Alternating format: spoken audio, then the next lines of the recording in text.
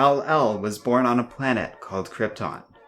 When his father Jor-El discovered Krypton's imminent doom, he sent Superman to Earth in a specially designed rocket ship moments before this alien world was destroyed.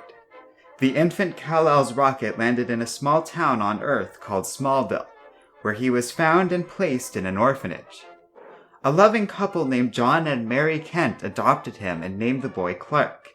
He soon discovered his powers and received training from a superhero named Superboy from another world. Kal-El was faster than a speeding bullet, strong enough to lift a car over his head, and able to leap tall buildings in a single bound. Sadly, as Clark grew older, Mary Kent died, and when John Kent also grew sick, he had Clark promise to use his superpowers for the good of all. Taking heart from this promise, Kal-El adopted the identity of Superman and became the first true superhero of this world, beginning his career sometime in the late 1930s. Compared to the Superman of other worlds, Kal-El's powers took a long time to fully develop. Yet by the 1960s he learned to fly and gained abilities such as heat vision and frost breath, and experienced a massive increase in strength and durability, on a level comparable to other Supermen from other worlds. This hero became a popular defender of his beloved home Metropolis, and the entirety of Earth 2. Unique to other versions of Superman, Kal-El could also mold his face to look like other men of a similar build. He was a founding member of the Justice Society of America and worked with such heroes like Batman, Alan Scott, and Jay Garrick. He served as a hero for many years, battling villains such as Alexi Luthor, Mr. Mxyzptlk, and the Wizard.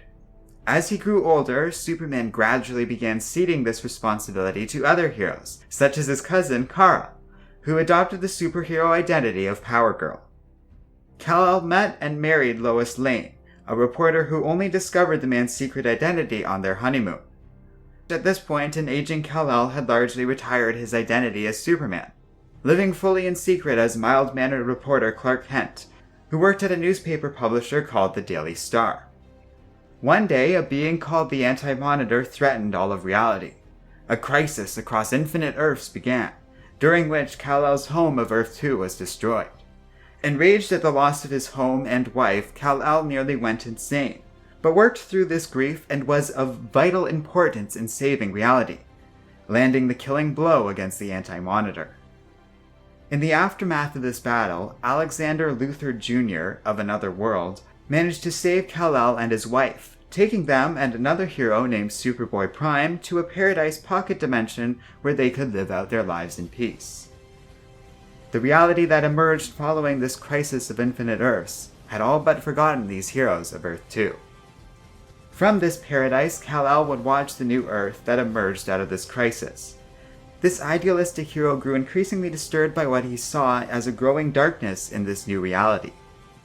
Things weren't simple like when he was Superman, and he began to view the Superman of this new Earth as indecisive and hesitant, while the ills of the world were far more complex than the ones he endured. Meanwhile, Lois Lane began to fall ill in this pocket dimension. They escaped this world and emerged into the new Earth. Alexander Luthor, meanwhile, had begun to recreate the multiverse in secret, and when he rebuilt Earth 2, he sent a grateful Kal-El, Lois, and the other heroes originally from there back to it, much to the gratitude of this Superman. Sadly, Lois could not be saved, and she died in her husband's arms, happy to have lived such a long and unique life. Nevertheless, Kal-El was enraged, attacking his New Earth counterpart and blaming the other Superman for everything that went wrong. Eventually, Kal-El realized he was being used by Superboy Prime and Alexander Luthor Jr., and survived the events of yet another crisis. He worked with this younger Superman to defeat Doomsday, Bizarro, and later, an increasingly mad Superboy Prime.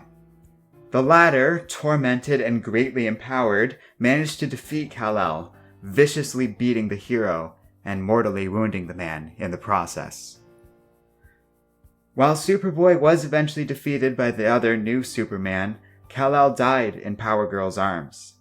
He affirmed that the new Superman is as true a hero as he ever was, and declares he will always be with his cousin, his last surviving relative. His last words were but a whisper. Lois. Kal-El was honored as a hero on New Earth, but his corpse was later used by the Black Lanterns for their own sinister purposes. He and a similarly undead version of his wife attacked Connor Kent before they were defeated. After the events of Convergence, Earth-2 was restored and Kal-El with it. However, the location of this world and Kal-El's whereabouts are currently unknown.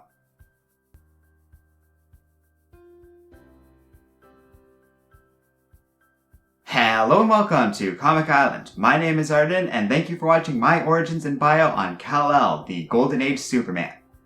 So, one of our recent Patreon polls had Superman as the winner for our next origins and bio. And I set it up to be this multiple character thing, which I'm gonna do, but as we're going into Action Comics number 1000, I thought it might be fun to go through them in their own origins and bios. For one thing, that's going to be a lot easier for me to make, but also it's going to be a fun little adventure as we ramp up towards that. And we're going to start things off with the very first Superman.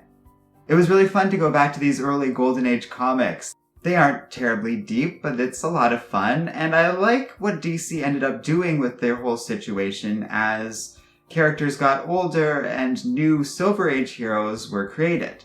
By retroactively making this a different Superman that grew old and basically was retiring, they sort of created this sense of legacy while also keeping a new version of Superman they could focus on in their comics.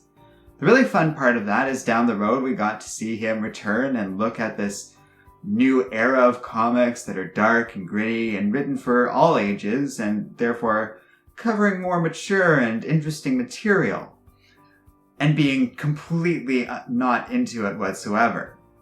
So, of course, he looks down on this and almost becomes an enemy of the modern Superman until he kind of...